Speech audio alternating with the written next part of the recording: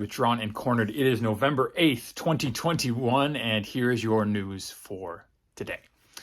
Yesterday, we had the meeting of Biden and Putin, a 2-hour video call. We didn't get a lot of the specifics about what was actually discussed, but a couple of little snippets came out. Long story short, one of the big ones is as Russia is amassing troops along the border of Ukraine, seemingly threatening an invasion of the Ukraine to acquire Ukraine, bring it back into the Russian fold.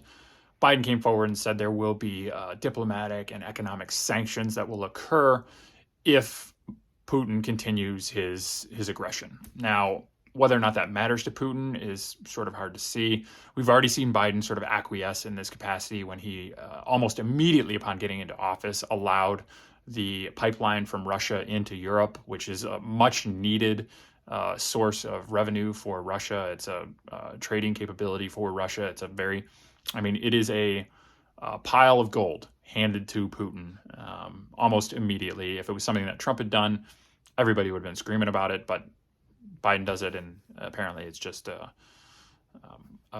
good move, maybe. Who knows? We'll see what Putin does. We'll see if the threat of economic sanctions or diplomatic sanctions changes Putin's ideas in any way.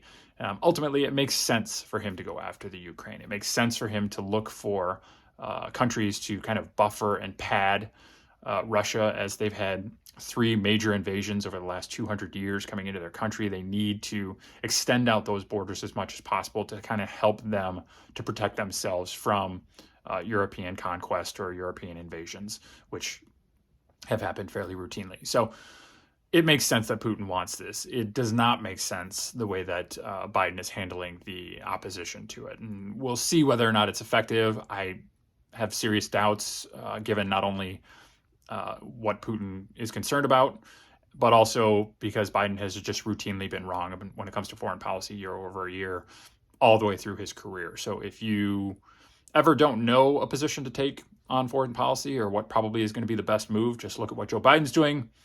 Bet on the opposite. It's probably the right way to go. The other news that came forward is Pfizer said that their new booster that they've created is effective in helping against Omicron.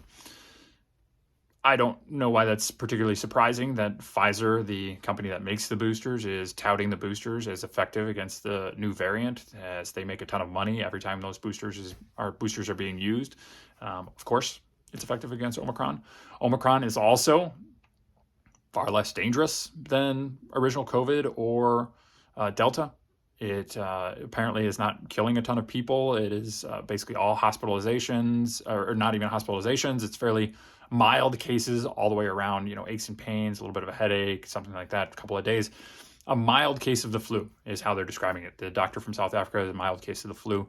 This seems to be the way the disease is going to go. Is it's going to become kind of milder and milder to become kind of an endemic issue, something like we deal with the flu or the cold, especially as we move inside during the winter months. But this is ultimately a positive. We might have a disease that's moving faster through the population, but if it's moving with a lot less lethality, that's a good thing, because as you get Omicron and have little to no impacts from it, you are now immune to some degree to further evolutions of COVID. That's, again, always a very good thing. So we'll see how that's handled. Joe Biden, of course, because he's making a central pillar of his administration defeating COVID and talking about cases of COVID, Omicron creates kind of a little bit of a problem for him, because Omicron probably will see a massive increase in cases as it is more transmissible, but far less death rates, far less hospitalizations, far less problems when it comes to what people are doing with the disease. But if cases are your barrier for doing well or poorly with COVID, Omicron is going to present some issues, which is why Joe Biden has continued with his travel bans from South Africa and a bunch of other countries that are seeing Omicron issues. These travel bans don't make any sense. The planes are not major transmission vectors.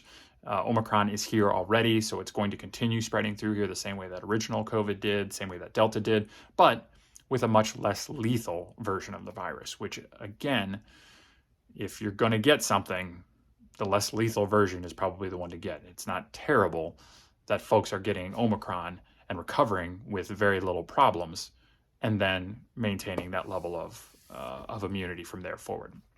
It seems like a positive to me, but what do I know? That's our episode for today. Short one, because not a lot was happening. But if you have any questions, comments, critiques, think I'm crazy, definitely leave a comment down below. If you like this sort of thing with a little bit of news and analysis every day, definitely subscribe to the channel. Hit that bell so you get notifications every time we release a new video, Monday, Tuesday, Wednesday, Thursday, and Friday. If you have any specific questions or anything about this video, you can hit the thumbs up or comment down below. This is Chad again with Drawn and Cornered. Thank you for watching, and I will see you again tomorrow.